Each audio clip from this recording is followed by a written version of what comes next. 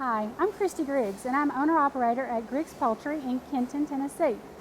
There are several different kinds of poultry barns that you might come across in Gibson County. Ours is the kind that produces eggs. These eggs are going to be hatched into more chickens. Our eggs are fertilized eggs. That means within our barns that we have hens and we have roosters. The hens have little nests inside the barns, and when they're ready, they jump in the nest and they sit and they lay their eggs. Their eggs are then pulled down a conveyor belt, and you can see them coming down here. They're pulled down a conveyor belt all the way to the end of the barn where we have a packer. And the packer picks up the eggs and puts them in a specialized size tray, and we put them in a cooler that keeps them at the proper temperature. After that, a truck will come and pick them up and take them to what's called a hatchery. At the hatchery, the eggs are put into an incubator. They're kept really warm, and they're turned a couple of times a day. And after about 21 days of being in the incubator, little chicks will hatch out. So our eggs are not made for you to eat. These are not the eggs that you're going to buy at a store. These eggs are actually going to hatch and to make more baby chickens. Early in the morning, every day at 5:30, the chickens are fed.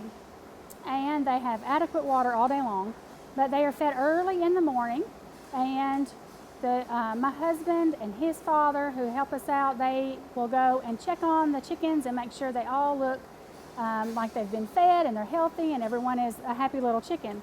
Later on, some helpers and I will come in and we will walk the chickens again. What we're checking for is to make sure that everyone in the barn is happy, healthy, that they've had enough to eat, they've had enough to drink, and they're happy little chickens, because happy chickens make more eggs.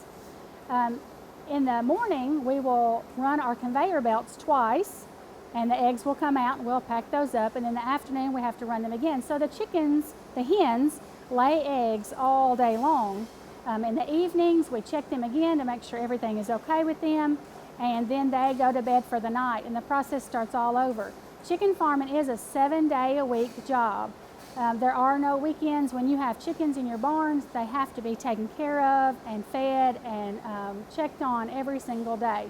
So while chicken farming is very fun, it's an interesting thing to do, and I have learned a lot about chickens in the last few months, it is a very busy job. But if you have a strong work ethic and you're willing to learn something new and try, then this would be a great opportunity for you. Our farm is pretty automated, and that means that it's run by computers or that it's run on timers. You'll notice as you look across the wall here, we have lots of boxes, and these things are there to turn on the conveyors. So when we get ready to collect eggs from a certain barn, we can flip a switch and the eggs will come rolling out of the barn. We also have automated feeders. That means that the feed is weighed and ready to go, and the computer tells it when to turn on and when to run and how much to feed our chickens. The temperature and the humidity and all of that is also checked regularly, and it's on a computer. I even have an app on my phone where I can look at my barns and I can tell you what temperature it is in there, how much humidity is in there, some static pressure. I can tell you a lot about my barns even if I'm not here. That is important because you're not always going to be around your animals 24 hours a day. And that technology enables me to watch over my animals even when I'm not here. These chickens are not really pets, even though we love them and we care for them, and I want to make sure that they are safe and happy at all times. They're not really my pet. They are part of an agricultural plan to make more chickens. So these little eggs that you see will be a chicken in maybe just a month or two. They will be hatched out and they will be a baby chicken. Now those baby chickens will go to a different farm. A different kind of farmer, a pullet farmer, will get those. The pullet farmer gets the chickens when they're just a few days old. They'll be just a tiny little chick, and they will grow up until they're about 5 months old. And at 5 months old, we will get those chickens. So our chickens, when we get them, when they bring them to us, they are kind of grown up, or you might say an older teenager age of chicken. So we keep them for a few weeks, and then eventually they will start producing eggs, and they will stay here for about 9 months. So as the eggs come down the conveyor belt, they're going to be met at the end at what you call a packer. Now you'll notice that the eggs are rolling and they are turning as they go into the packer. because the packer is going to line them up so that they are lined up just right. You notice on an egg there's a pointy end and a round end. When the packer puts them into that tray, the pointy end is going to be down.